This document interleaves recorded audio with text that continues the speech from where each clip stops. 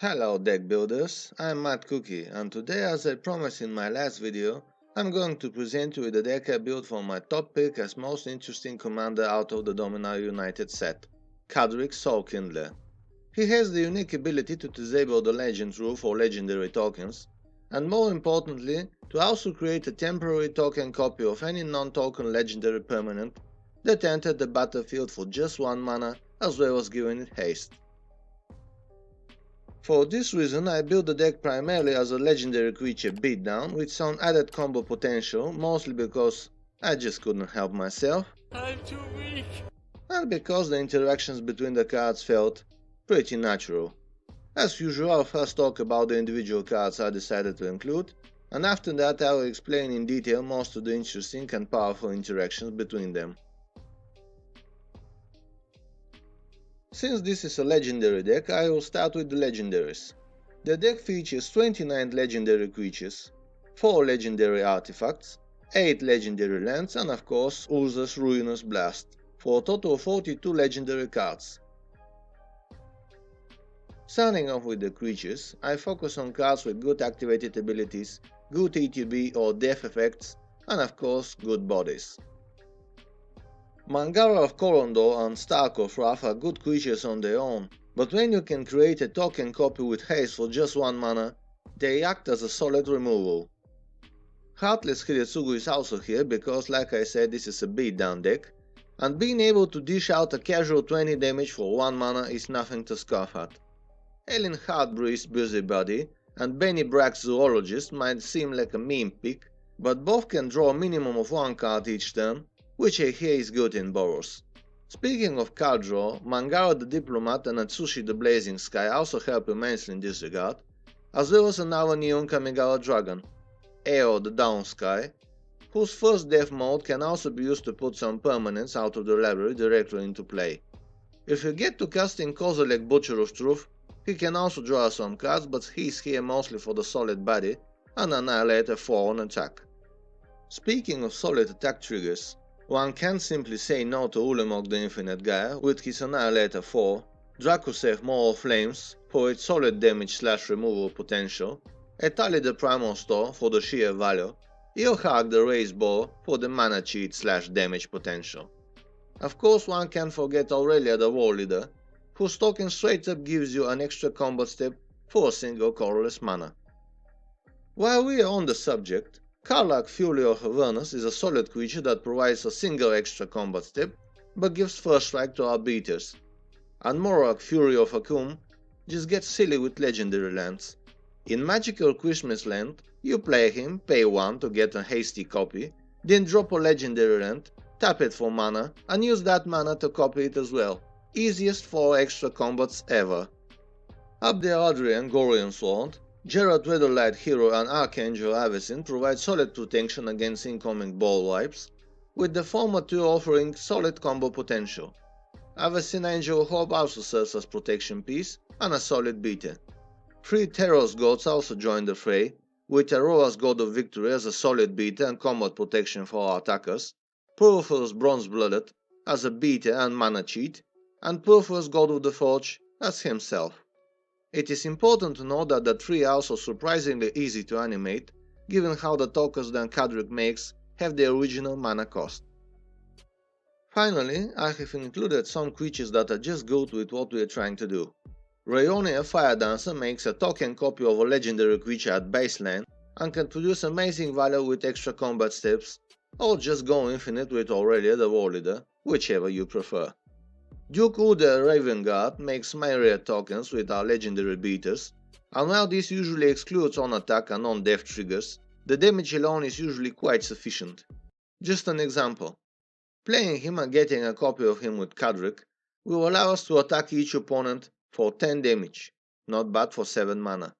Speaking of massive attack damage, Gisela Blade of Gold Knight is absolute beater, and attacking with her clone can hit an opponent for casual 20 in the air, not to mention other synergies the deck has to offer.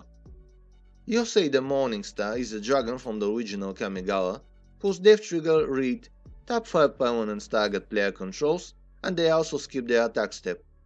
Or as I prefer to read it, target player skips his or her next turn. There is also combo potential that I will mention a bit later in the video. Elish known Grand Cenobite is good on her own, but with Cadric it is basically a one-sided board wipe and a massive +4/+4 pump for the rest of the team. The last legendary creature is the Taupa Primal Dawn, because she is a solid creature with huge body and pretty relevant keywords. The creature section is closed off by a Drowsy Displacer, as the only non-legendary creature in the deck. Being able to pay 4 mana and get a hasty token of a legendary creature with all its ETB and death triggers is nothing to scoff at, and that card can also be used in a few combos. Now, onto the artifacts. As expected, we start off with Sundial of the Infinite, as a way to make our tokens permanent. Ashnod's Altar and Phyrexian Altar are amazing both in returning our initial mana investment by letting us sack our tokens after they have attacked, and in the huge combo potential that they have to offer. Panharmonical is also included primarily as a way to double Cadric's trigger, and thus allowing us the option to create one additional hasty token. I decided to include Neem Deathmantle for its combo potential, and because it is still a solid card that can return a killed creature to the battlefield for only 4 mana. Coming up next are 2 mana cheating artifacts in Tron Temporal Gateway and Quicksilver Amulet, as a way to circumvent the massive mana cost that most of our creatures have. To shore up the card draw front are the usual suspects in token decks, Skullclamp and Idol of Oblivion. The Celestes can also loot away some bad draws and even be used as a mana fix with Cadric. And if we copy Chromatic Orrery with his ability, we basically refund 4 of the mana spent. Some additional mana producers are Sol Ring, Arcane Signet, Boros Signet, Talisman of Conviction, Skyclave Relic, and Front Dynamo. Closing of the artifact section is Avacyn Memorial, and although we can't make much use of making a token copy of it, the card's ability is still very relevant. Coming up next are Enchantments. Impact Tremors and Anointed Pulsation are expected addition, one by helping keep life totals low and the other by doubling our commander's ability. Smothering Tide is just good and usually provides solid ramp since nobody ever pays the 2, while Sneak Attack allows us to cheat our huge creatures for measly 1 red mana. The last 2 choices might seem a bit odd, but hear me out. Legion's Initiative is a low-key very good card that is a mini anthem, but more importantly can blink our entire army either to save it from a ball wipe, or if activated on our turn, it works as a blink effect, thus allowing us to make tokens of everything we just exiled, and as a bonus giving all our team haste. Martyr's Bond on the other hand is simply too good to pass up. With all our temporary token creatures dying left and right, our opponents have to sacrifice their creatures too. The same goes for our temporary legendary artifact tokens, and even the 3 Terror's God that can make each opponent sack an enchantment, in the situation where we have already run them out of creatures. Our instant and sorcery section consists of removal pieces such as Path to Exile, Swords to Plowshares, Heliod's Intervention and Generous Gift, and protection for Cadric and other key permanents such as Reb of the Wicked, Flawless Maneuver, Boros Charm, and Cosmic Intervention. The deck also runs 3 sorceries, and all of them are board wipes. Austere Command, because I lack the card's flexibility, Blasphemous Act, and of course Urza's Ruinous Blast, since no legendary deck is complete without it. The mana base I decided to run has some spicy choices with some spicy price tags. It is important to know that apart from Flagstones of Trocair and Nyctos Shrine to Nyx, the rest of the legendary lands have limited use and are mostly here for the very mana fixing and the Morok interaction that I already mentioned. Adding them is thus by no means obligatory, and I included them here because I decided that this is the strongest possible deck build. With that out of the way, the only notable land is Plaza of Heroes, that simply shines in a deck like this. The rest of the mana base is the standard for a Boros deck and can be built according to one's preference. Now for the fun stuff. Be advised, these are combos and interactions that do exist within the deck list, but they are new tutors, so they are not the main goal, and even if you assemble them, playing them out is up to you. Also, all interactions assume that Cadric is on the battlefield and under our control. I'll start off with the mild stuff as to not lose the audience. Morlock, Fury of Akum, combined with legendary lands means that extra combat steps that we get from him are doubled and sometimes quadrupled. Heartless Hidetsugu and Gisela Blade of Gold Knight are simply made for each other. Our beloved Ogre can tap to deal damage equal to half of each player's life total, rounded down, so a player at 40 on life should normally take 20 damage, but then Gisela doubles it up to 40. And what happens for opponents with equal life totals, you might ask? Well, for them, it's all Ogre now. As I previously mentioned, Rionia and Aurelia equals infinite combat steps. Nim Death Mantle plus Ashnod's Altar plus X mana spent. The combo goes like this. You play a legendary creature and it enters the battlefield. You pay 1 mana with Cadric and make a token copy. Sack both the creature and the copy, and use the 4 mana to pay for the Mantle's ability, thus returning the card to play. Now you have the option to pay 1 again, to make another token and repeat this process. This loop can be done with these legendary creatures for different effect. With Yosei the Morningstar, for each 1 mana spent, tap 10 permanents target player controls, and they skip their next untap step, basically locking them up to a very minimal, usually 1 mana place. With Stark of Wrath, for each mana spent, destroy a creature or artifact an opponent controls using the hasty token activated ability and sacking it before it resolves completely. And with Mangara of Korondor, for each 1 mana spent, exile target permanent using the hasty token activate ability and sack it before it resolves. All of those interactions work with Eldrazi Displacer in place of Nim Death Mantle, with the downside that you have to pay 2 mana instead of 1 each time you use this loop.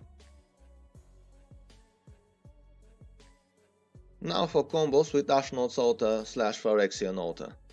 With tap the Adrian Gorian Sword, you can make infinite mana, both colored and colorless, and 1/1 tokens, and if another legendary creature is present, you can make infinite token copies of it with haste. The interaction goes like this.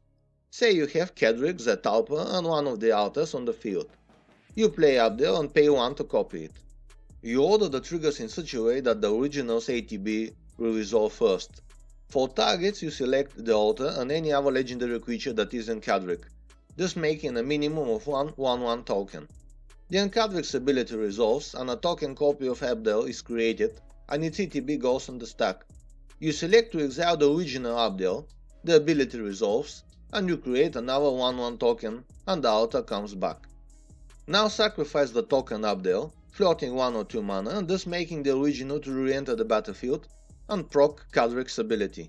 This loop results in making infinite 1/1 tokens, and if a legendary creature is present, you make infinite token copies with haste of that creature. Something similar happens with Geralt, Red Alert Captain. The interaction goes like this. On a battlefield you have Cadric, any of the altars and a legendary creature, for display purposes let's say Zetalpa. You play Geralt and pay 1 for Cadric's ability to make a token copy of him. Then proceed to sack our board by sacking original Geralt and the legendary creature.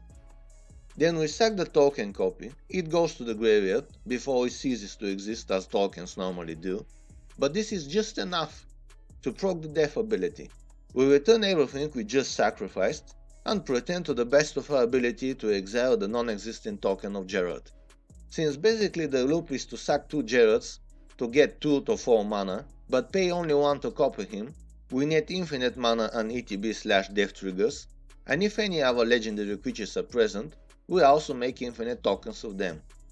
Some notable such creatures that work with both Abdel and Geralt and grudge huge style points are Atsushi, who can also work with Nim Death Mantle to make infinite treasures and exile our deck, Yosei, who taps everything and basically confines opponents to 1 mana place, not that this is needed, Stark of Wrath to destroy all opponents' creatures and artifacts, and Mangara of Korondor to exile all opponents' permanents, lands included.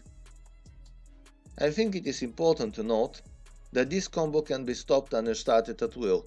This is especially useful if you need the mana they create to drop a legendary creature from your hand and resume the winning combo.